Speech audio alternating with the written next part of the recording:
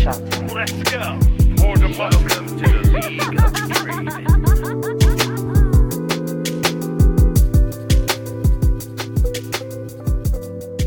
Hello and welcome to episode 386 of the Leaguecast podcast. I'm your host Nick the King Cooper, joining me Frost Rock Arts. I thought you were trying to hide your voice crack there, but you were actually just blanking.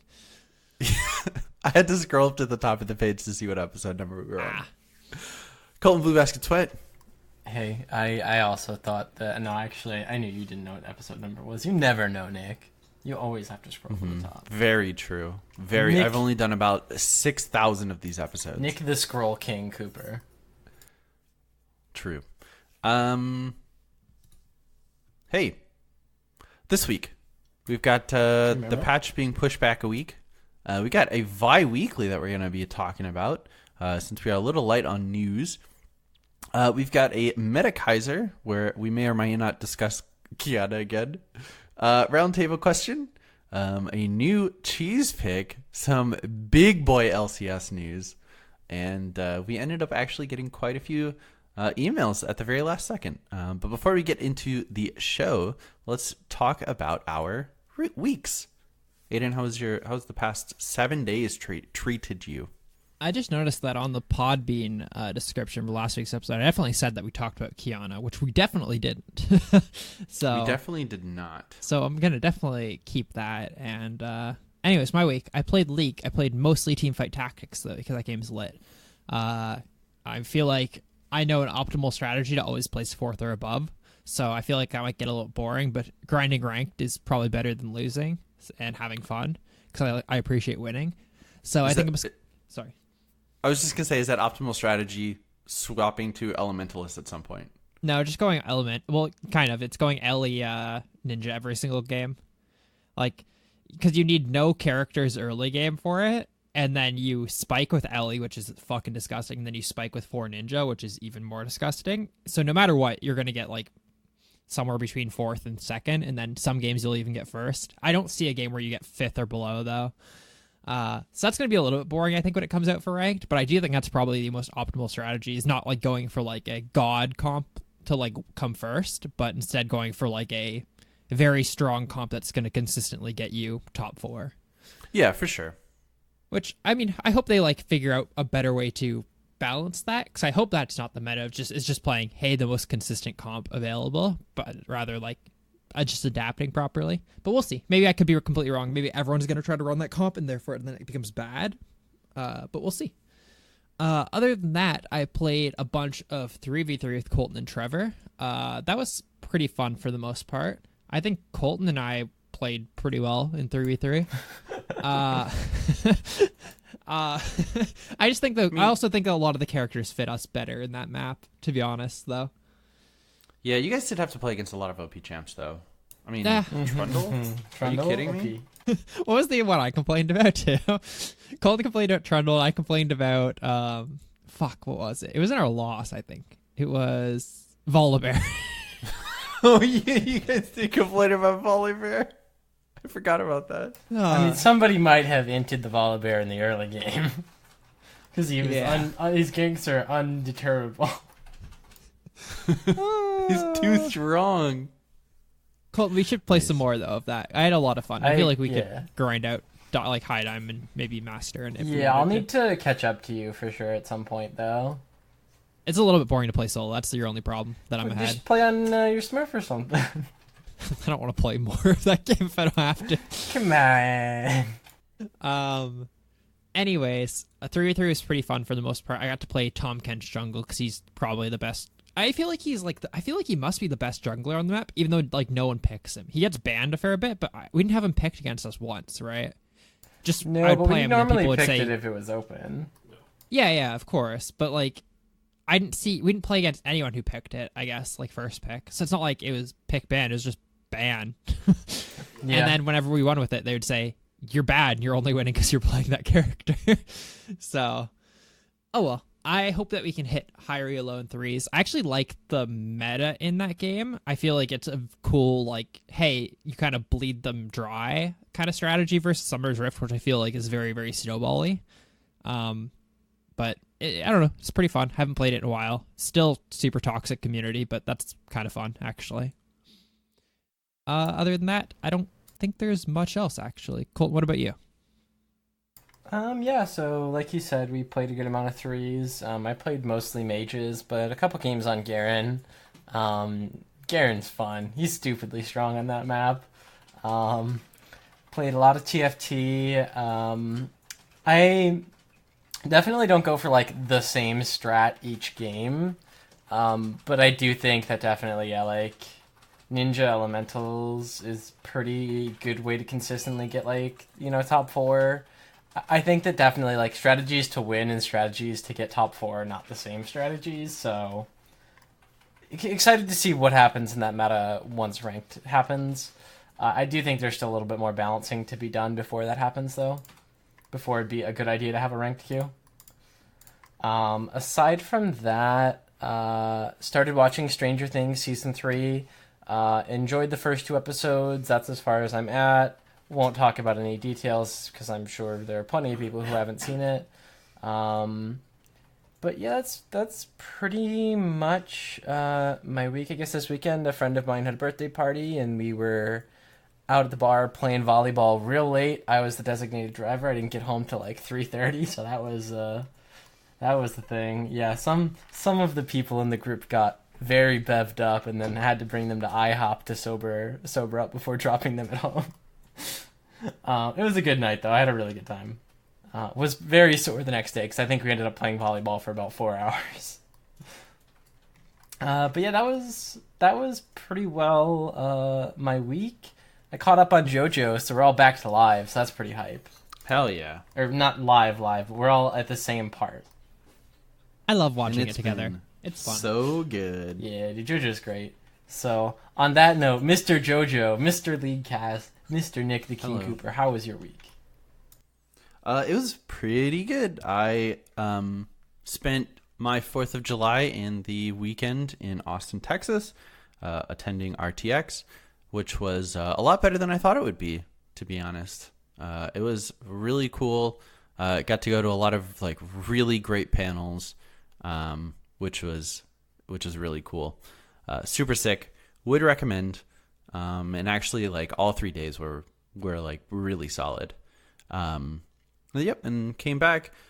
Made the mistake of flying out of and into Atlanta, which is I will hold this opinion. Atlanta airport is the worst in the world for how big it is. It's terrible. It's the worst. Pards, I'm sorry. It's just true. Otherwise, playing a lot of Poe. Alex Whitehair and I are making excellent progress. This is the furthest I've ever progressed in Poe. So, and we're not even close to the end game stuff. So, super exciting. I did see, I don't know if you guys have seen it, but I did see Far From Home over the weekend. I have not seen it yet, no. Okay. There's something that something about it that I want to talk to you guys about at some point once you see it. But, maybe next week. I'll try and see it pretty soon here. Yeah, I think it's worth a watch. But aside from that, I think that's pretty much it. So let's get into the show. Where, hey, I think we thought the patch was coming out this week, but it's actually coming out next week. If I'm not mistaken, this is the one that they were doing like super transparent, like wise, right? I believe so. So I think that's their reasoning for having it 3 weeks instead of 2 weeks. So yeah, ranked TFT should come next week, along with the Demacian Vice skins. I think are kind of the headlines of that particular patch. Mm-hmm. They said it will go live early morning on the 17th. On the 17th, yeah. So next Wednesday. So yeah, let's jump into Vi-Weekly. I see a lot of very good options. I think we should go for the bottom one.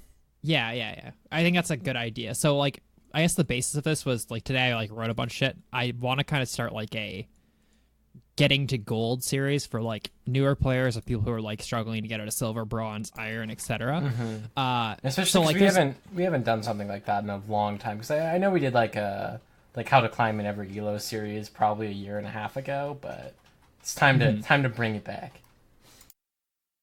Yeah, so one of the topics that I wanted to bring up was, obviously for a new player to game, this more applies to new players than older players, but a lot of players come to the game and they see like pro players playing the newest, greatest characters. And I wanted to look at characters that are the cheapest in the game and how to do well with them, or what characters are actually ideal from that like 450 or 1350 IP or Blue Essence standpoint.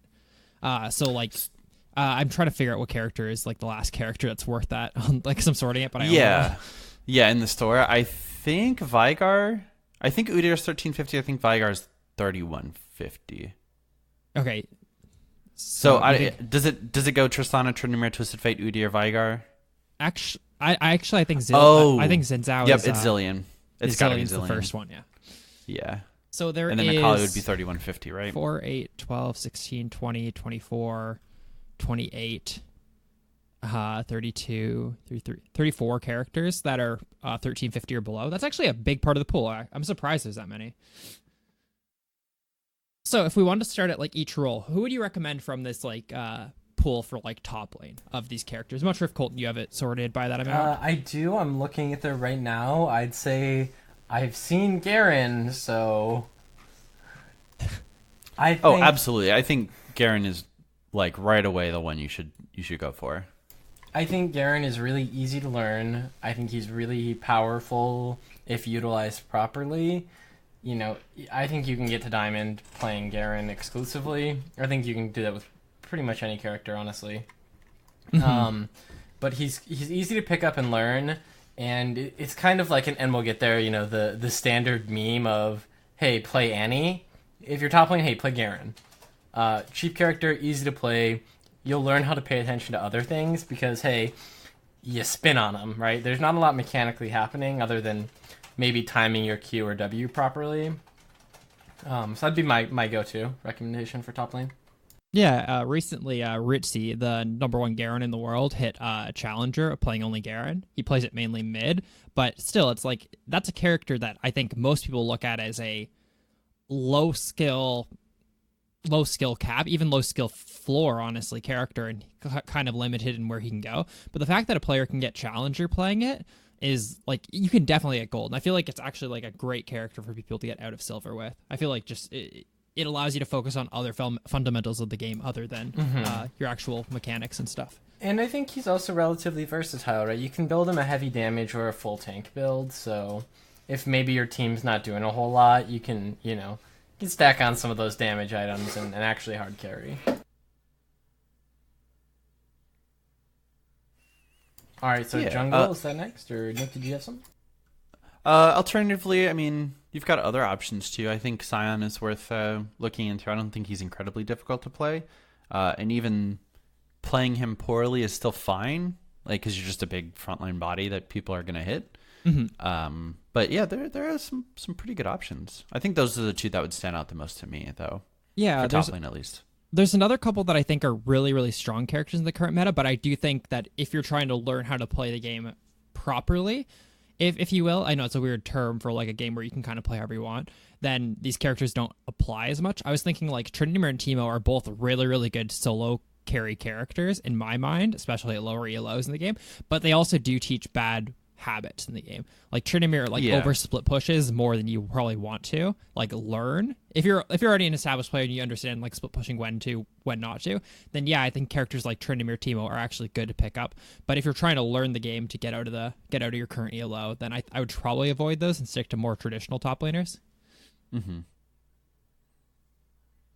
All right, very good. Let's move it into the jungle.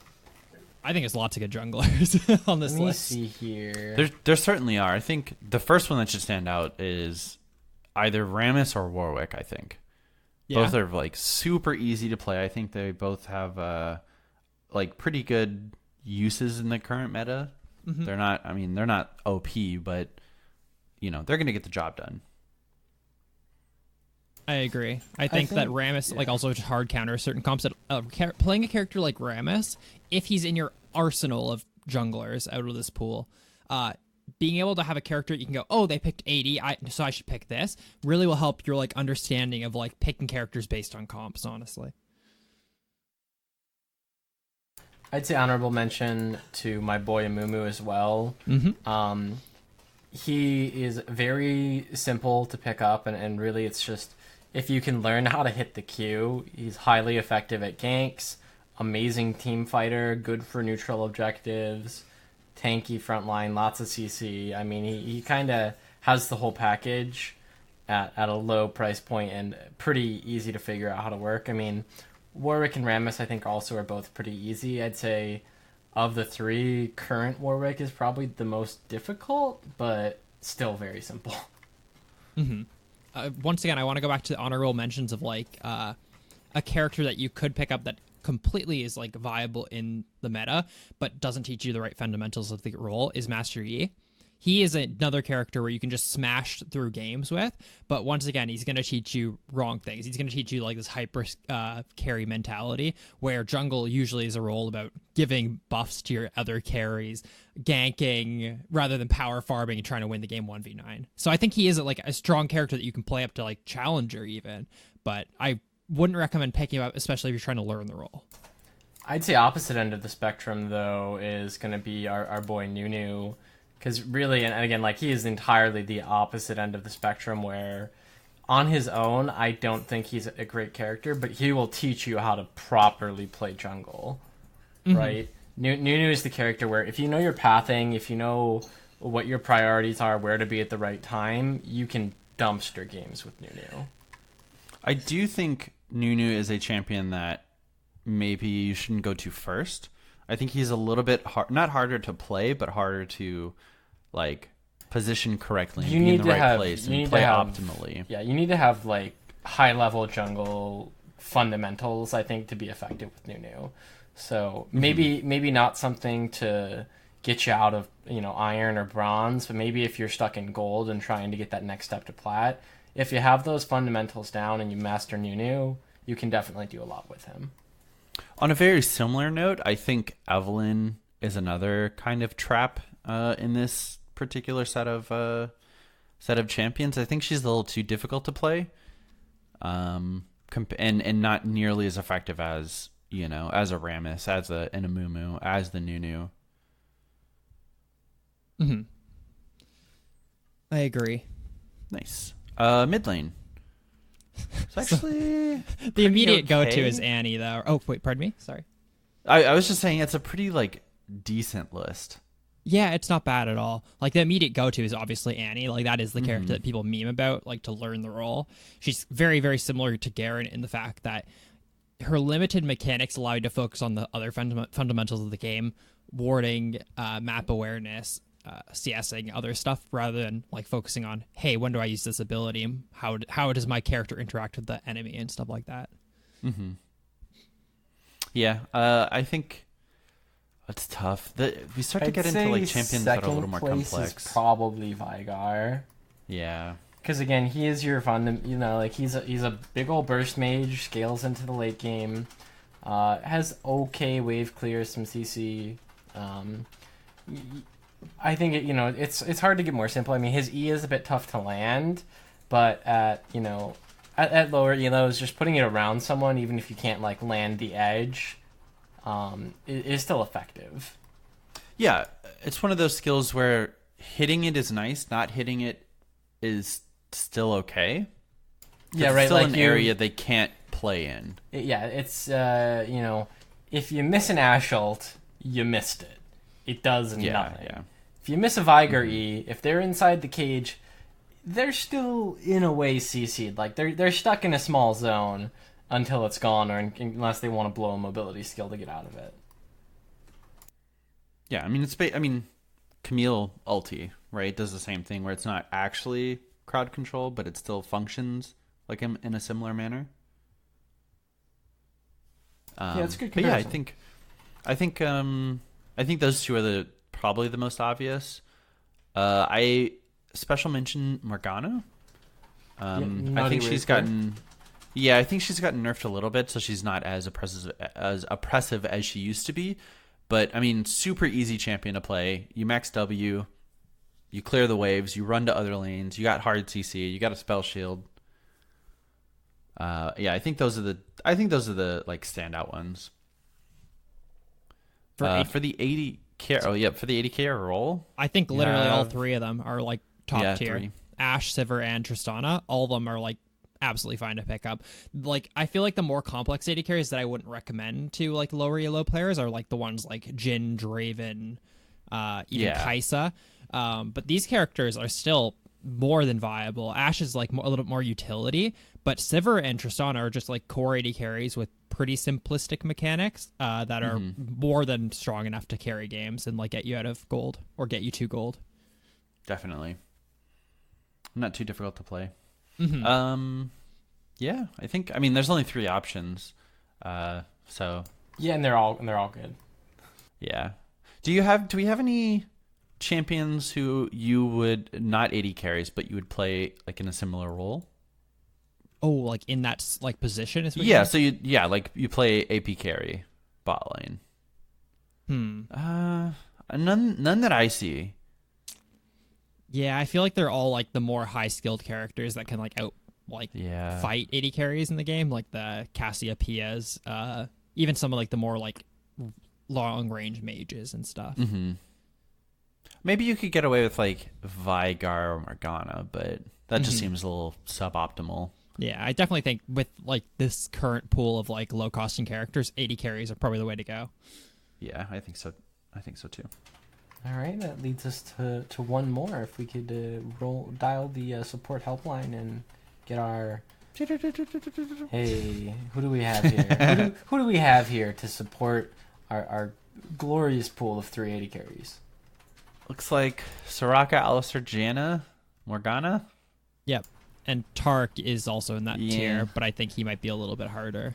I'd say probably Soraka or Alistar would probably be my go-tos, because like very, very defined roles. Even Janna, I guess, right? Where Soraka and Janna is protect the 80 carry, protect your team. Alistar is more of that engaged tank. But very clear in their identities, whereas Taric, you're constantly making decisions of like, am I going in? Am I coming out? Am I auto-attacking to get my cooldowns back? Or do I need to be safe? You know, are people bastioned properly? Am I lining up my E? There's a lot going on with Taric, so I'd probably stay back from him. Morgana I'd take out just because we put her in kind of the mid lane. And I think that in terms of learning how to support properly, playing mages might give you some bad habits. Yes, however, I do think...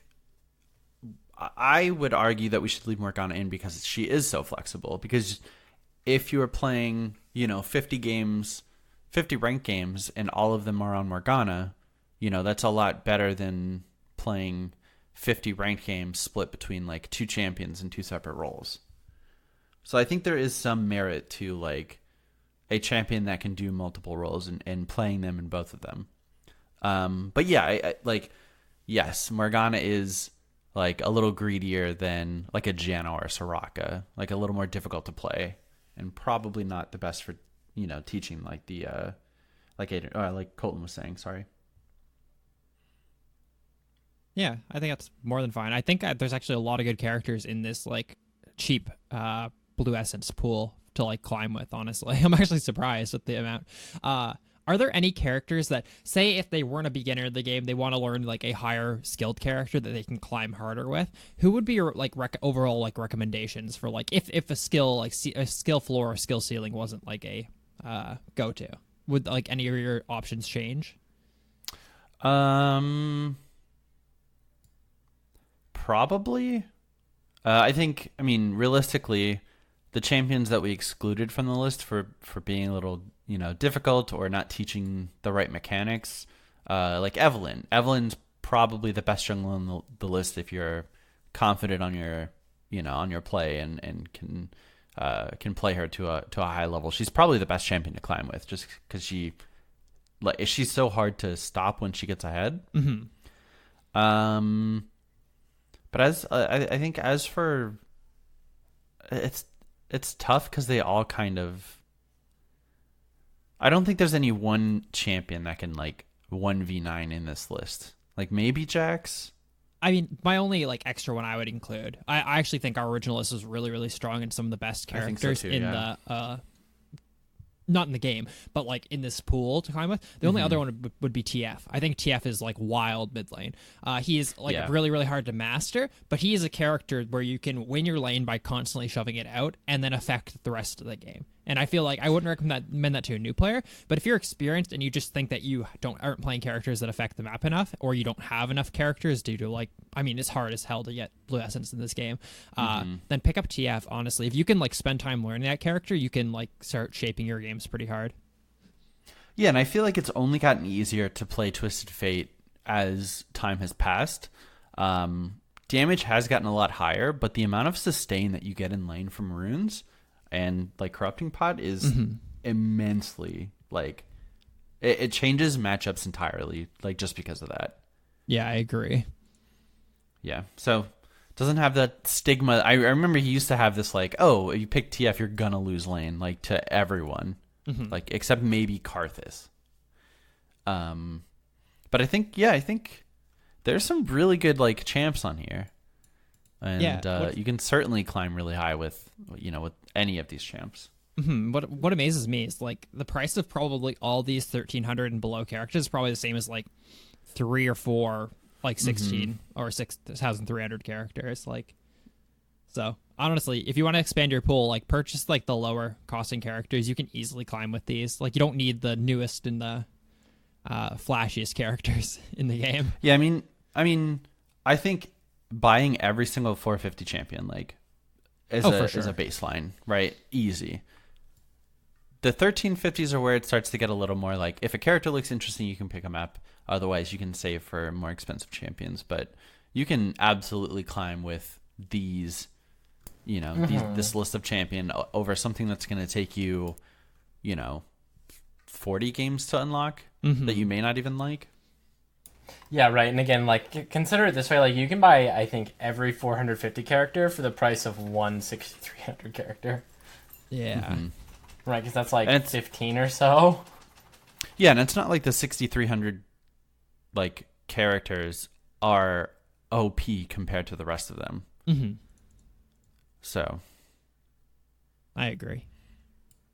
All right, that was a really good discussion. That was a good topic.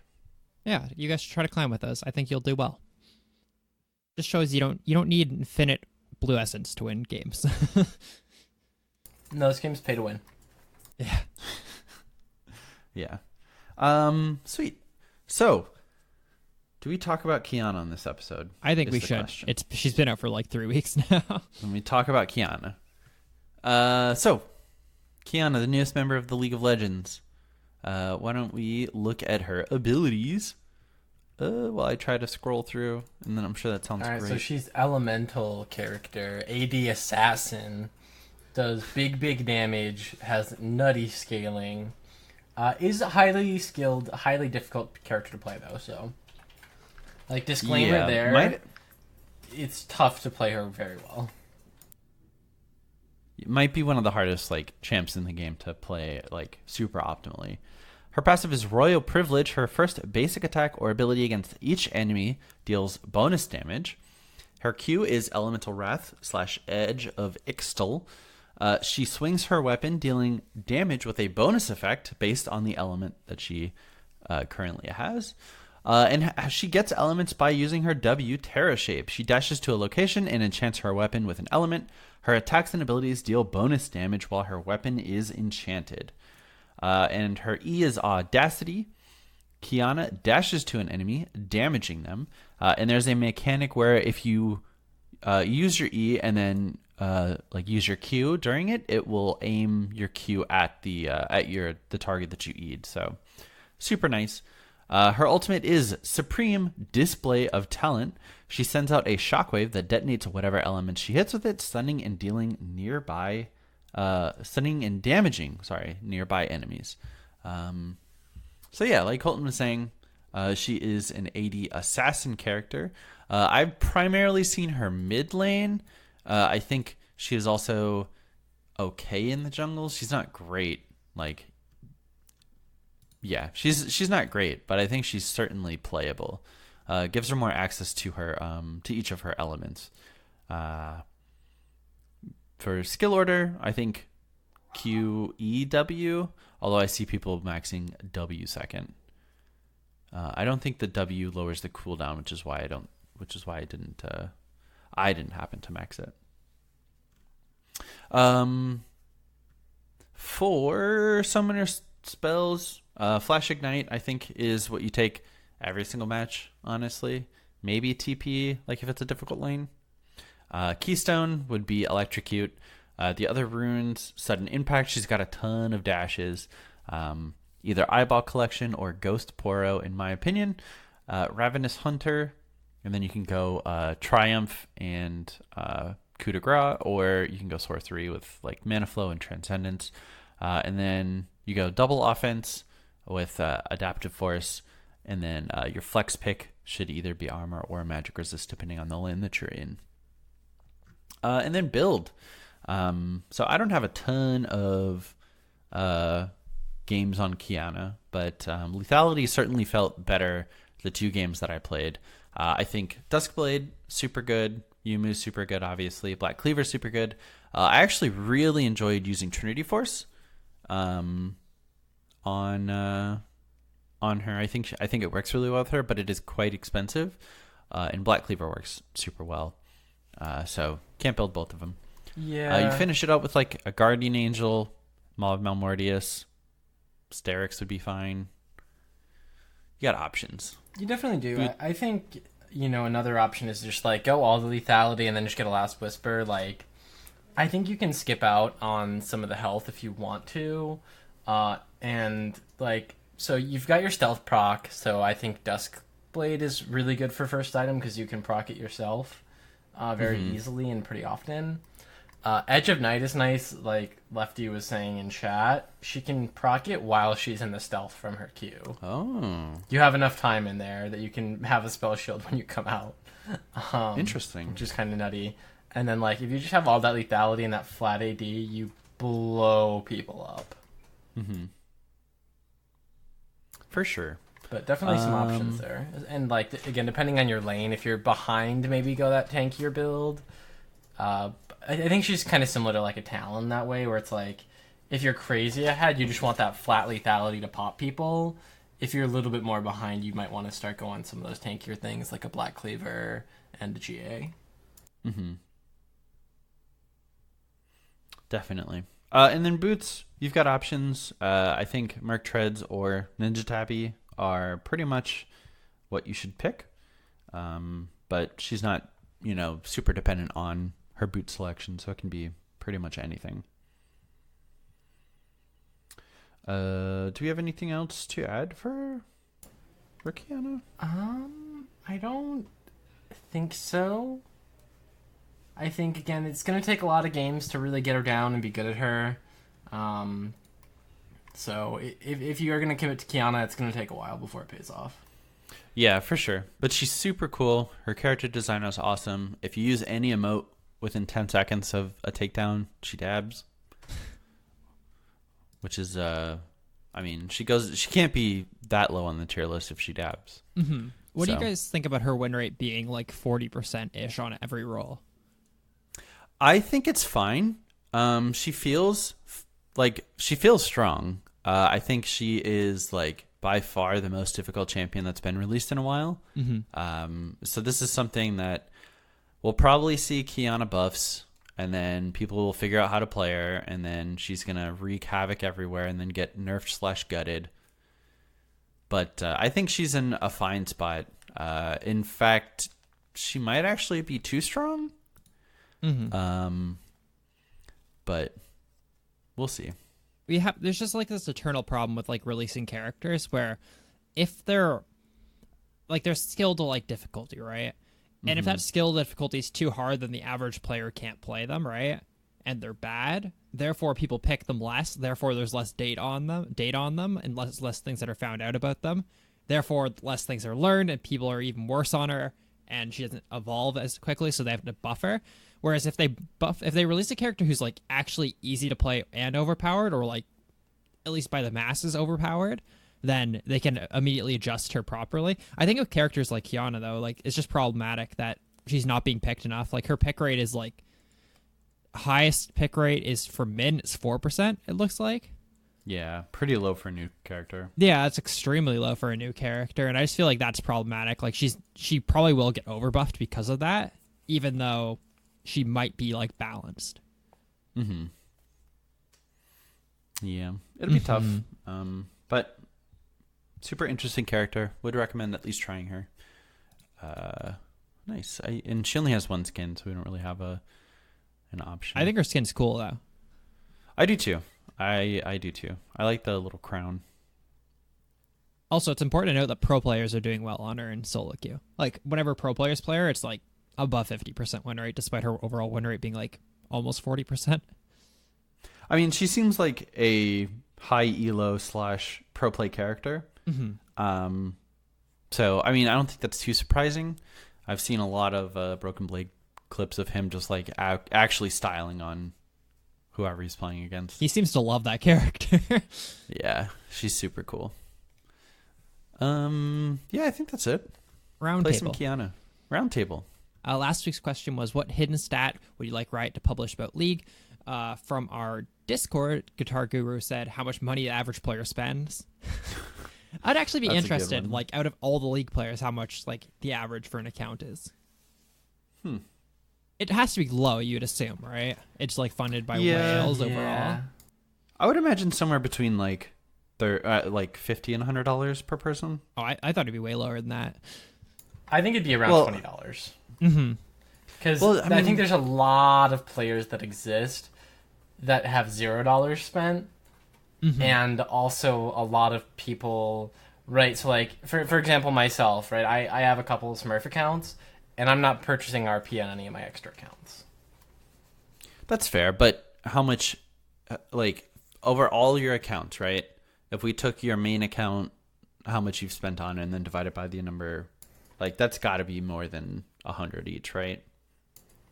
Yeah, Well, of course. Let's count here. I've spent $25,000 on League, and It's the most and I have free game. 112 Please help. accounts.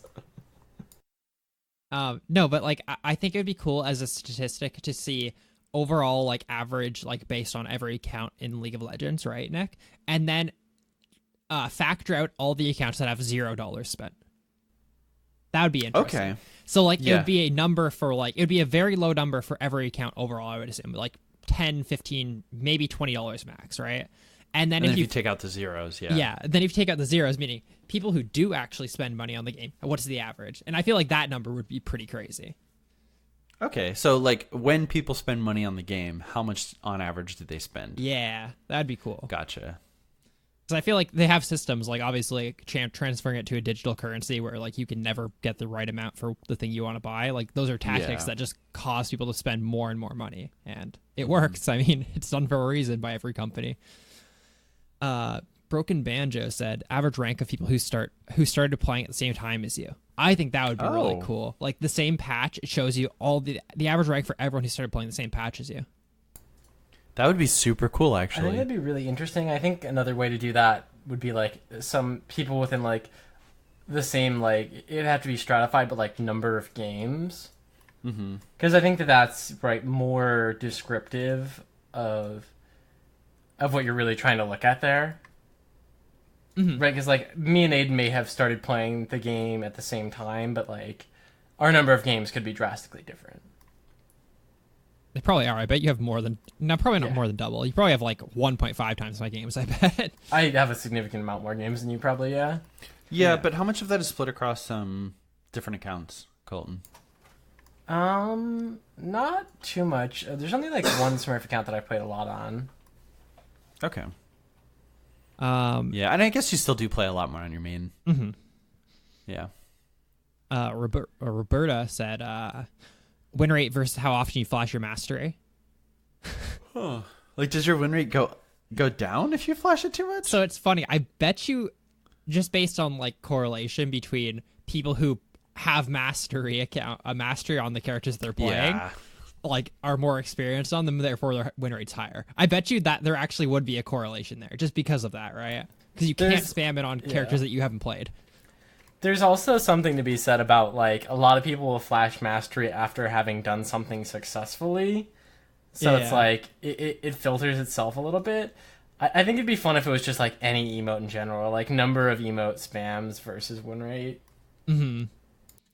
Pards Bay said, I would want to see which region has the most chat restrictions or bans or AFKs and stuff at higher levels of play. From my understanding, EUW and Korea are much better solo queue regions, and I'd like to see if a toxic environment leads to people playing harder type thing. I think that'd be interesting if like there's actually more bans and like reports and stuff on EU and Korea. Like we definitely hear that they're more toxic regions, but is that actually true like statistically? Yeah. It'd have to be. I think it'd have to be percentage based, like not like number based. Oh yeah, of course. Because then it's just China, right? Yeah. But that'd be super interesting. Yeah. From our Facebook, Kenny said the average ranking by height of players. Meaning, what is the average win rate of 5'6" players versus 6'2" players? Do 6'6" Chads dominate this game? This is the only way to find out. That was my favorite answer from this week. That was a tall really is good answer. Faker? Yeah. Probably I mean, he's got to be like 5'9". 5'9", probably. 5'10", Yeah. Jason said, how many reports on average does it take to get for a player to receive a punishment? That would be kind of interesting. I bet it's lower than people think. I don't know if that's a statistic I think I want public, though. Yeah, I don't think it. Because if it's like a high number, people are just, my report's not going to mean anything anyway. What's the point? You know? I just think that it's like if people are actually doing something they shouldn't, they probably get banned after like 1 or 2 reports, and someone like But yeah, I don't think it's like, oh, there's 100 reports on this account, we better now look into it. It's almost definitely not like that. Josh said, what's the average amount of time it takes from someone to advance in ranked tiers? I think that's super cool. What's the average number of like great. games it takes for someone to get from bronze 4 to silver 4? That'd be cool. Sick, yeah. And then last but not least, Corey said top Rule 34 league champions. I'm sure there is stats on that out there, like just basic like Google Analytics stats for stuff like that. And like Reddit analytics, I feel like. And the answer That can't is even Ari. be that difficult. Yeah, it's got to be like Ari or Lux. Yeah. Here's a hint. Take a champion, figure out how many skins. It's probably that champion. Probably Ari, to be honest, especially with KDA now. Oh yeah. Oh, true. Ari's top in the charts, in my opinion. One thing that I think it'd be really funny, the last one, like average amount of time it takes for someone to advance a rank tier. I think it'd be really funny to get that stat, just because I think you'd see like probably things you'd expect, and then every now and then you'd get like one of those tiers where it's just like, I don't know, maybe like I feel like D3 or like D2 would probably have like, wait, why do people skip so clearly? It's like once they get out of D4 they just jump to D2. Like a lot, I feel like there'd be a couple of those where like that's just how it is. Like once you get out of the cesspool, you just climb. So this week's roundtable question is, what old playstyle champion or build do you miss? Oh man, there's lots of good ones. I know. I'm gonna jump back to season 1 Blue Basket in the heart of bronze, like 1300 elo. I used to love playing either Cho'Gath or Galio top, and like going like Force of Nature, Rod of Ages, and like Spirit Visage, and your just base health regen would be crazy, and you'd like out-sustain anyone and just split push forever. It's basically like the equivalent of just getting your Warmogs at this point now, but you actually had to build a couple items to get that, and you could just never be moved out of lane. It was the best. That's actually pretty sick. It was so fun. Like, I get like a Force of Nature and just like 2 Warmogs on Cho'Gath, and I was like, what? I have 400 health regen. What are you gonna do about it? Jesus. I don't know. This is, I guess, like the GP5 items I kind of miss. Like they're certainly not healthy for the game, but if you go back and watch, and like everyone has a Philo Stone and everyone has a Heart of Gold, like that was super fun. But I guess character wise, like Old Graves is probably the only champion that I like miss playing. Yeah. I feel like I really I don't miss know. Old Graves. That was one of my mains Yeah. for probably 2 years. Super fun champ. Yeah. Hayden, do you have Good. anything that you in particular want to mention? My favorite thing. Do you want to in- ask this question next week when you can talk about Tom Kench? Yeah. Dude, the That's fact that toxic. people think that character is alive after, like, no, he'll probably just be a jungler. Like, it's fucking wild to me. People just don't understand how the game works.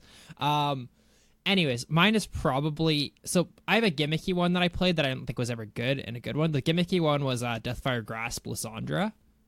Full comboing someone was, like, sick on that character with Deathfire Grasp. But my actual one is, like, full AP Gragas. I loved mid Gragas. I feel like he was one of the most... He's probably one of the least fun characters to play against, but one of the most fun characters to play as. Just, like, throwing your Q ult on, like, a team and exploding them all for, like, 90 to 100% of their health was so satisfying. Mm-hmm. Bad for the game, but, like, a lot of fun. I guess a lot of those, like, characters that could have, like, a weird scaling build, like AP Tristana, APE, all those ones that were, like, they're so much fun. I kind of miss them a little bit, but they're never going to be back. Yeah, they're not coming back.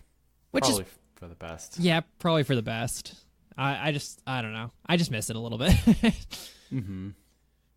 Anyways, if you want to tell us what old playstyle, champion, or build you miss, you can hit us up on our Facebook page at LeagueCast, send us an email, mail@leaguecastpodcast.com, or come into our Discord and post in our roundtable section. Hell yeah, cheese pick.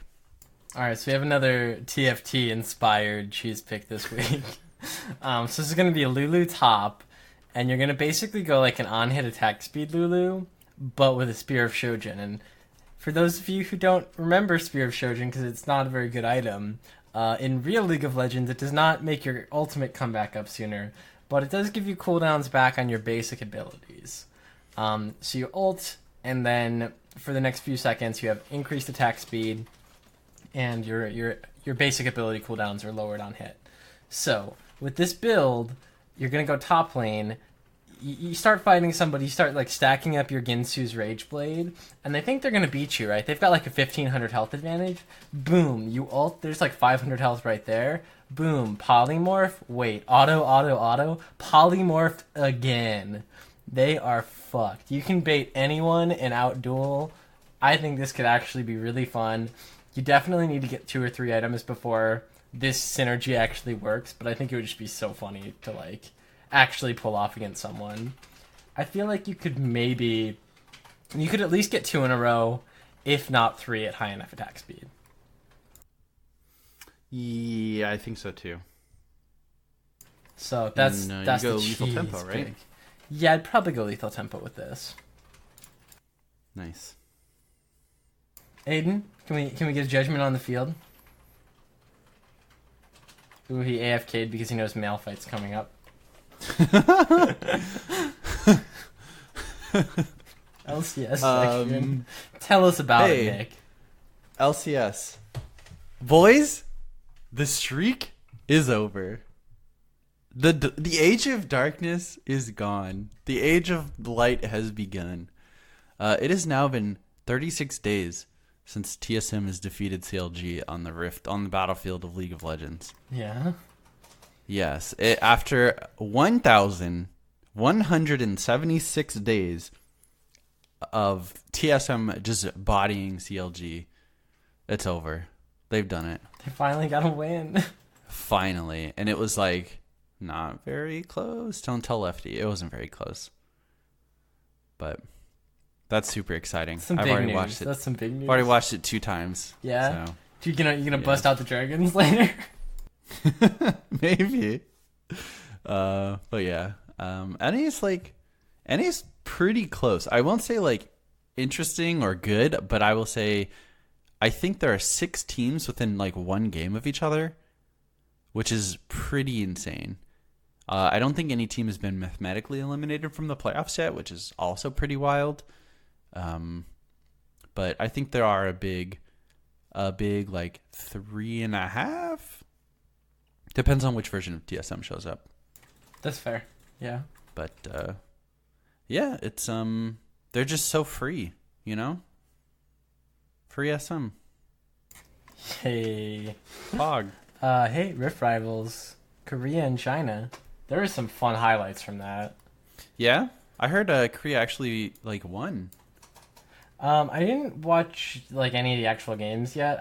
I saw some Faker highlights and I was like, oh, Faker, my lad. Yeah. There's like that really Yeah. good Azir play, and then a play where he was a Kali and just styled on an Azir. Yeah, that Azir play, his penta was pretty sick. Yeah. It's pretty sick. Nice. I think that's basically it. So let's get into Mail Fight. First up, we have a YouTube comment. If you guys don't know, all of our episodes automatically go up onto YouTube. So if you're more interested or you prefer to listen on YouTube, it's there too. We don't really advertise it because we don't post anything There's no other other than content the episodes there, like we yeah. should. You can check out some old videos from before our time, before we were born, in the far away time. In the darkest timeline.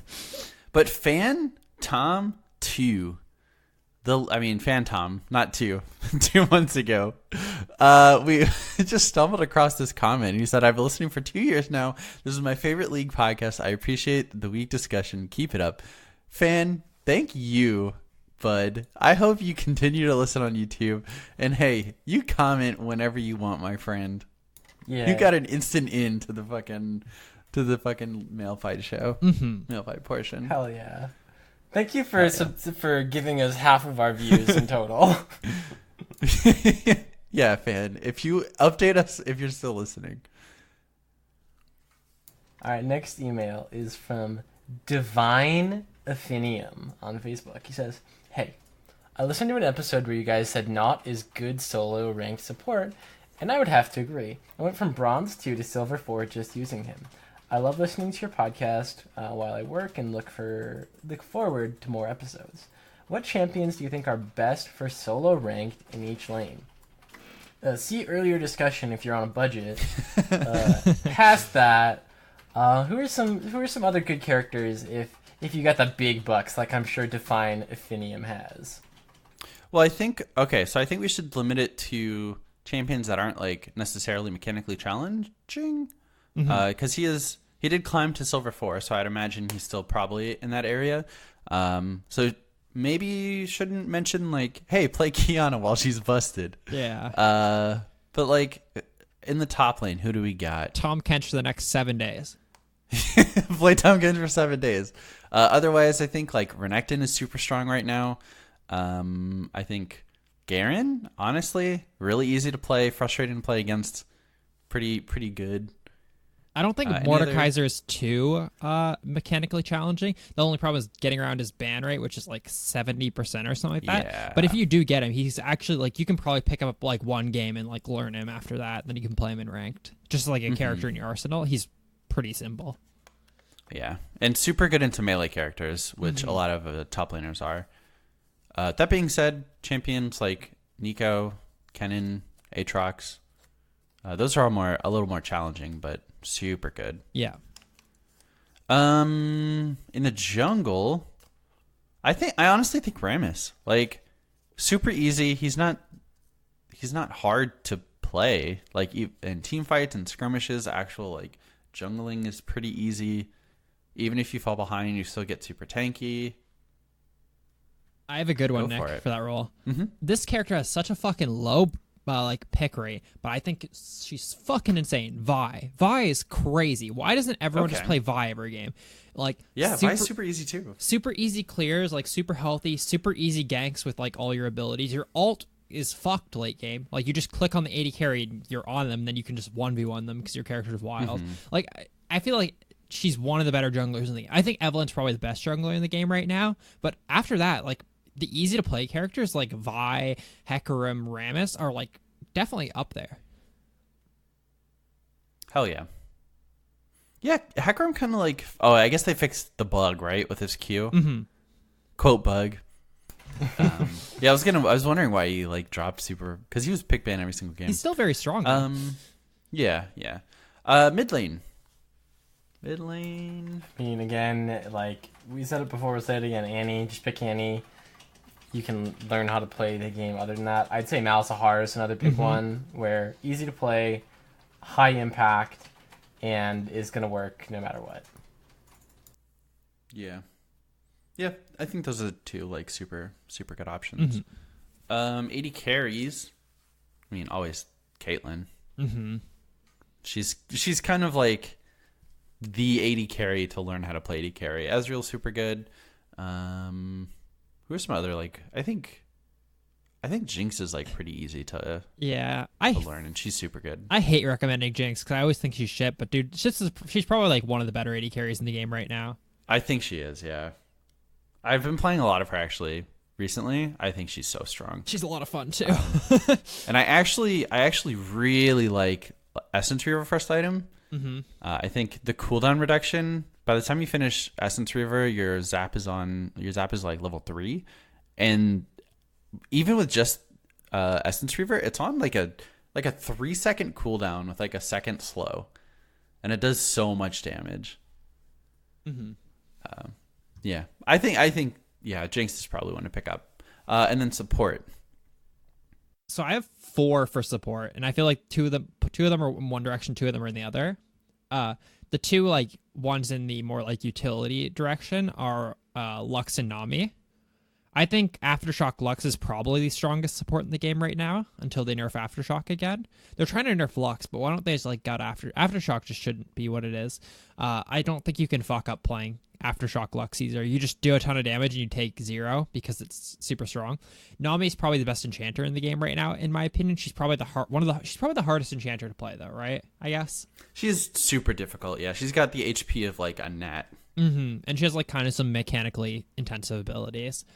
And then for the other like side of it, I still think Blitzcrank's one of the best solo queue characters in the game. He's just a character where you can play like shit all game and then you hit one hook and you win the game. Yep. And then the easier version of Blitz right now is Nautilus, who is Blitzcrank without like the cheese over walls mechanic, so like harder to get that one pick to win the game. But that being said, you pretty well have a Vi ult on your ultimate where you click their strongest player and then you probably win the fight. Yeah, for sure. Any other suggestions, Colton? Are you gonna enter this play space with us? I don't know. I feel like you guys are pretty well just covering them all. Like, I would really agree with what Aiden was saying, so I don't feel like I have anything else to add. Okay. Yeah, I think Aiden did a good job. Nice. Thanks, Divine Affinium. Next is from Alex Whitehair. Whoa, the legend himself. He said, "Hey, Cast." Long time. He is, yeah. I don't play any other games with him, unfortunately. Long-time listener here. I was wondering which of you is the best at teamfight tactics. Also, how do you feel about the balance of the game with respect to synergies and items? Thanks, Alex White here. Casual cast host, Miles Main, Little Smoky Dick extraordinaire. I certainly don't think. I think I'm the worst at TFT. So I'll claim bottom spot. Okay, so it's between me and Aiden now. I think Aiden, I think you're probably better than me at TFT. So hear me out. I think it's very similar to League of Legends where you have higher highs than I do. I think you win more games than me, but I also think that I come up with I understand shit like, oh, if I want to climb, I'm just going to play fucking Ellie Ninja every single game. And that will probably lead me to climb harder than it will to you.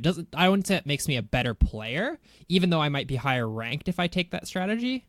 I don't think you're a player who's going to just go, oh, I'll play Ellie Ninja every game to climb. I don't think you're going to ever do that. Yeah, I feel like I'm definitely like the whole time just like trying to calculate these odds and being like, okay, when do I flip my build, or like what would trigger me to flip my build, and like what can I go for, what can I not wait for, all that stuff. I don't know. I feel like we're at a pretty even level right now. It's hard to say though. That being said, though, current balance of the game in respect to synergies and items, I think that there is some issues right now with like how things scale multiplicatively in like awkward ways that I don't think are intended, right? With like Ludens does that. Yeah.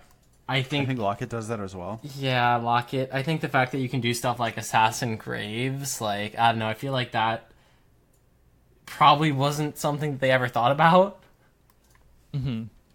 Because it's kind of nutty when he just goes back and one hits 4 people with 1 auto attack. Yeah, I don't think that's necessarily a bad thing, though. No. I think they need to definitely, though, do a little bit more trimming up before they put out ranked. And I think, again, more access to items and more consistent access to items, I think, is a big deal, because items are what's going to win you the game, I think, a lot.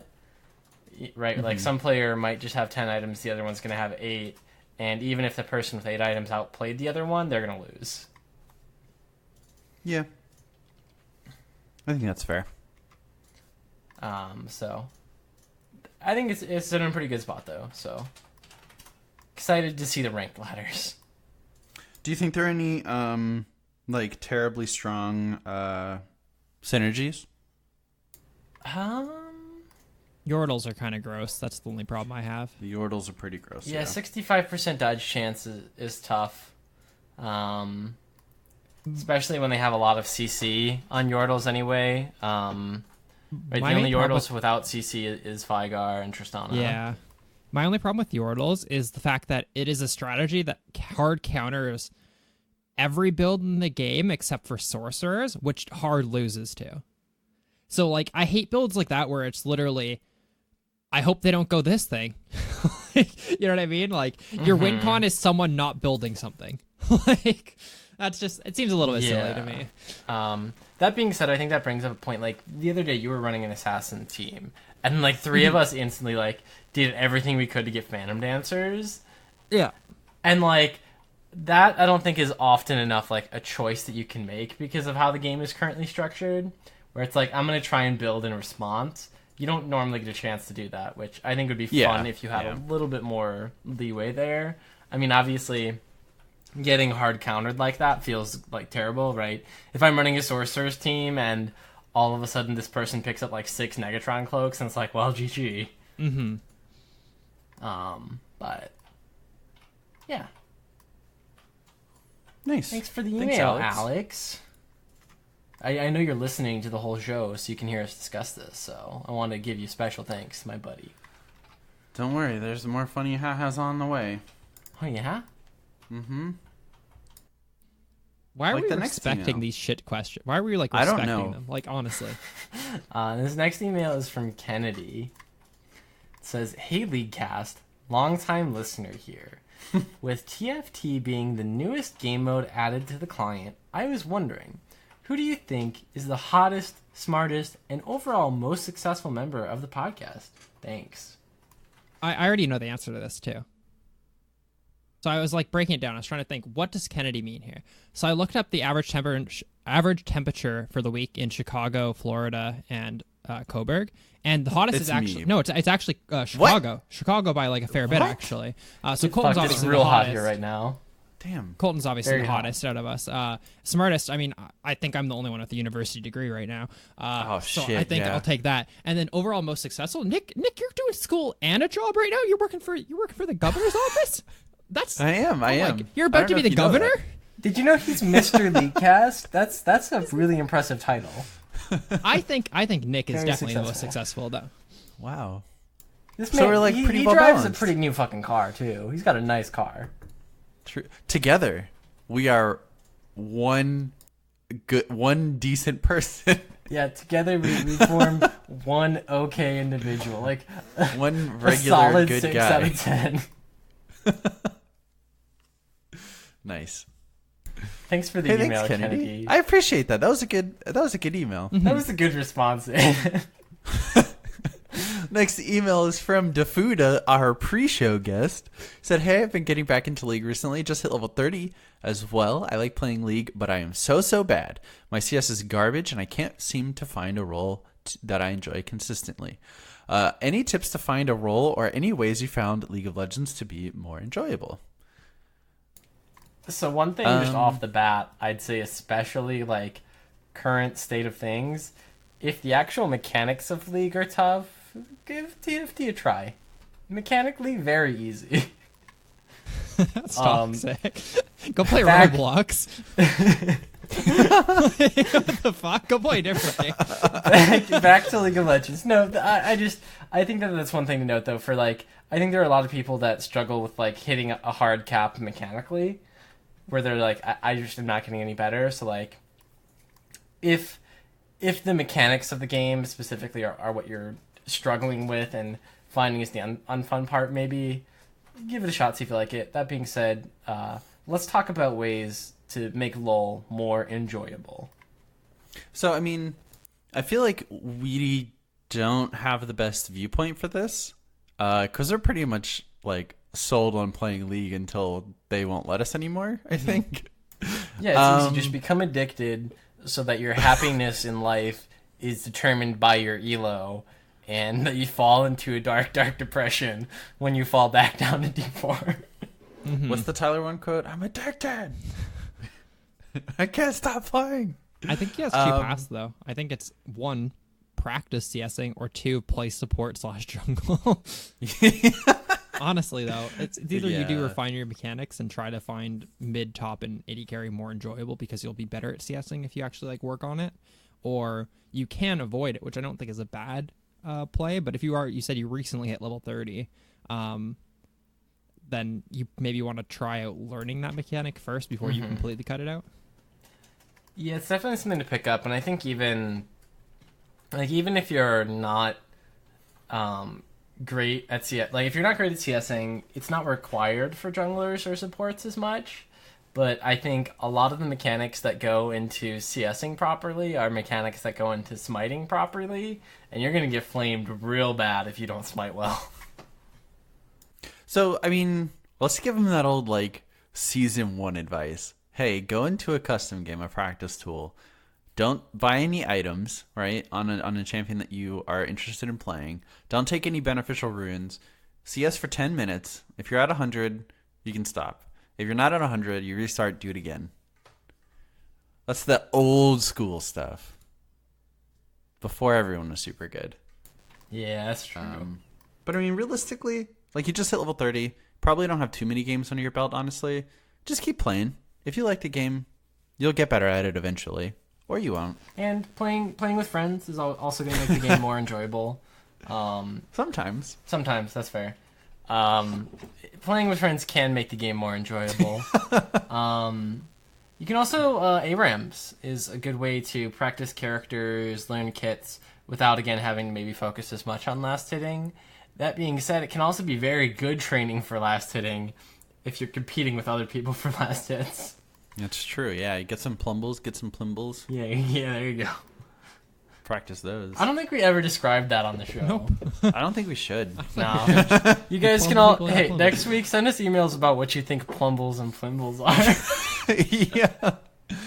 That's content. And then Dufuda is actually in the chat with us, and he asked a follow-up. Should he play one character a lot or a multitude of characters to find an enjoyable one? I think when I first started playing this game, I bounced around to a bunch of different characters.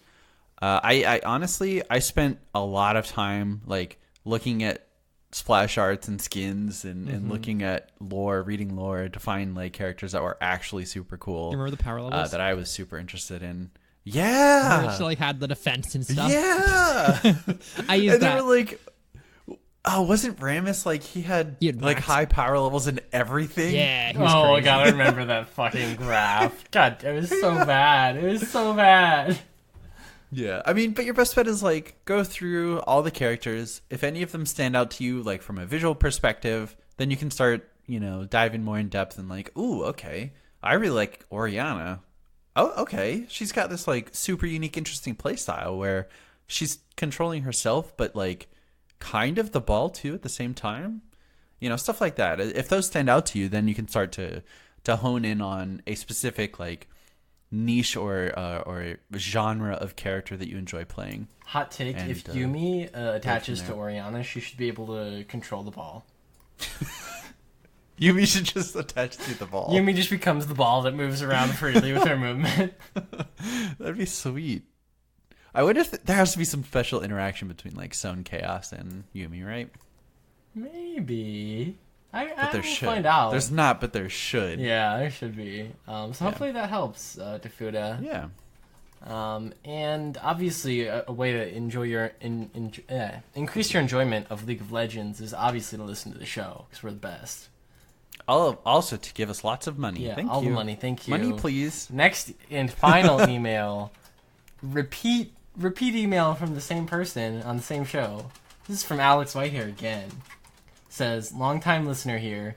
In case there is any dispute over who the hottest, smartest, and overall most successful member of the podcast is, it's Nick Cooper, hands down. Sincerely, Alex Whitehair, Redstone engineer, Little Smoky connoisseur, Minecraft worm man. Those are good email. Those are really good titles. But I think we've decided on who's the hottest, smartest, and best. I mean, most successful. Sorry. Best. You're starting to project. He's the best. And that's almost it for the show, right? We got a little something. A little something, Aiden? Is there You something? got a little something for us, Aiden? Oh, you want me to actually do that right A now? little two somethings? Well, Oh. Yeah, let's do it. I was For gonna. everyone who's actually still listening. Yeah, so I was gonna do it at the beginning of the show next week. I think that'd be smarter, wouldn't it? That's fine. We'll but do I've already we're gonna do it right while now. you and think we're about gonna- that, I'm just going to shout out again. I'm going to be at IEM Chicago at least Sunday for the finals, maybe Saturday as well. So if any of you League Fast fans out there are thinking about going or are going to be there, feel free to DM me on Discord. Love to say hi, meet you guys. It's pretty affordable. If you like Counter-Strike, if you like esports, you should come check it out. If you like Aiden, or if you like Colton, you should be there. If you hate Colton, you should also be there and let him know. Yeah, come tell me I'm fucking garbage straight to my face, and then slide a $5 And then he'll fucking drop you with the people's elbow. Yeah, I will. How dare you run up on him? Anyways, we have 2 new iTunes reviews. And when I say new, I mean one of them is from February 20th of Just yesterday. of last year. Okay. So the one from February 20th of last year is titled "Great" from Wontons 96, born the same year as me. Unless he's actually 96, then he's definitely not born the same year as me. Easily the best League podcast out there. Funny, informative, all around great. Thank you, Wontons 96. Hell yeah. We appreciate it. The other one is from THXGHCFHDYGDYV. And That's a really email. and it's titled "Trust Me," 5-star review. Been listening since season 5 or so 4 years ago, basically now. God damn, what a great podcast! Truly the best podcast for League. Definitely give them a listen. Yeah. I appreciate it. THXGHCFHDYGDYV. Like, comment, subscribe. Don't forget to smash that alert bell. No, I think Did that review bot cost us a lot of money, Aiden? Or yeah, it bugged out. It's supposed to have a name, but it just gave me a bunch of letters as the name. just use its serial number? No, we might read them at the beginning of the next show, actually. But either way, we're gonna start reading our iTunes reviews, and we'll be mentioning any new Patreon subscribers at the beginning of each. We'll be doing Patreons at the end of each month, I think, and then iTunes whenever there's a new one reviewed. So if you want, Hell yeah. So if you want wanna- to shout out, then give us fucking 5 stars, you bitch. Hell yeah. Or Do what you want. yeah, only 5 stars, please. Yeah, if you Don't won't give give us them a ideas. 5-star, if there's any reviews 5 stars or like less than 5 stars, we're not going to read them on the show. We're actually gonna contact Tim Apple and get them deleted. So thank you. Hey, that's it for this episode of Leaguecast. Follow us on Twitter at Leaguecast and at LeaguecastFrost. On Facebook, we got Leaguecast. We hang out in TeamSpeak, ts.leaguecastpodcast.com is the server address. Alternatively, you can get our Discord information, which you can get through emailing us, mail@leaguecastpodcast.com. I'll try to respond as quickly as I can. Twitch.tv/bluebasket and /KingLardout are where we stream. And like we said, patreon.com/leaguecast is where you can support us financially. And we'll be mentioning our patrons beginning next episode. And then let's do every episode after that. All the new patrons. So thank you all for listening. One second. And, One second. It's not over sure. yet. So here, you know, Wontons 96, who left a review on February 20th, 2018. About 6 months prior, Nick, you know where he left a review? On Ooh. Podbean. It was called Great Show, 5 stars with a review. And it said, just what I expected from the T-Force Network. Great cast of people that really mix well together. But then 6 months later, he goes, easily the best League podcast out there to us. Huh. Seems like somebody was not aware until he found it about the superior League of Legends podcast. And then he quickly remedied the situation by leaving a clearly superior review for a clearly superior show. Yeah, I mean, hey, maybe he had a change of heart. Maybe he was misguided, you know? He was living in the dark, and we showed him the light. That's fair. If it was the other way around, though, we got problems. But thank God. Yeah. Yeah, other way around, we're going to doo-doo on you every single Yeah, for podcast. sure, for sure. That being Hot said, dookie I think on it's your time. username. It's time to go. I can see the light, Nick. I can see the light. You can see the light. And that light leads us to next week. Bye. Bye. Bye.